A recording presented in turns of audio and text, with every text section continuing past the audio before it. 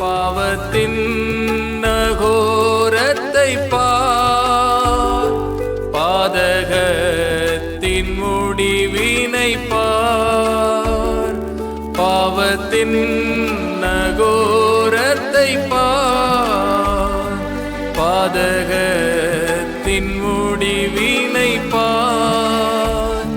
பரிகாச சின்னமாய் சிலுவையிலே பலியானேன் நான் உனக்காய். ஆண்டவராகிய இயேசு கிறிஸ்துவின் மகோன்னத நாமத்தில் உங்களை அன்புடன் வாழ்த்துகிறோம்.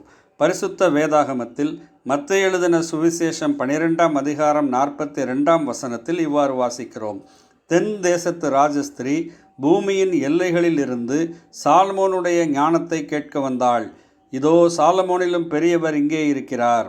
ஆதலால் நியாயத்தீர்ப்பு நாளிலே அந்த ராஜஸ்திரீ இந்த சந்ததியாரோடு எழுந்து நின்று இவர்கள் மேல் குற்றம் சுமத்துவார் என்றார் என்று ஆண்டவர் இயேசு கிறிஸ்து கூறினார்.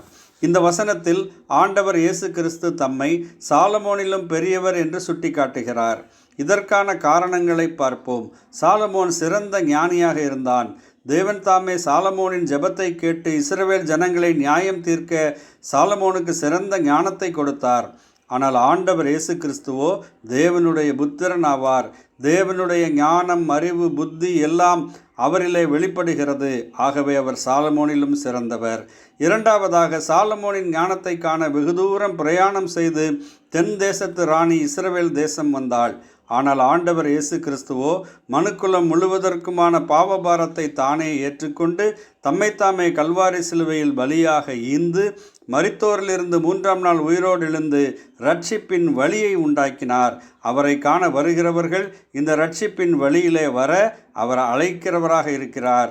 மூன்றாவதாக, சாலமோனை பார்க்க வந்த ராணி பல கஷ்டங்களை அனுபவித்து வந்தாள். தொலைதூர பயணம், பெண்ணாக இருப்பதால் உள்ள சிரமங்கள், இவையெல்லாம் சகித்து சாலமோனின் ஞானத்தை பார்க்கவும் ஆராயவும் வந்தாள். ஆனால் நீங்கள் ஆண்டவர் இயேசு கிறிஸ்துவிடம் வருவதற்கு எந்த தடையும் இல்லை. அவரின் அன்பை, ஞானத்தை, புத்தி சாதுரியத்தை நீங்கள் கண்டு உணர முடியும்.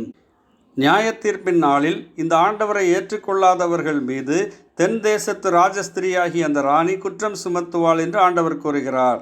அவள் ஞானியை தேடி வந்தது போல நீங்களும் சர்வ ஞானம் உள்ள தேவகுமாரனை ஏற்றுக்கொண்டு இரட்சிப்பும் சமாதானமும் பெற்று தேவனுடைய ராஜ்யத்திலே காணப்பட வேண்டும் என்பதே உங்களை குறித்து நாங்கள் செய்யும் விண்ணப்பமாக இருக்கிறது. ஆமேன். நன்றி.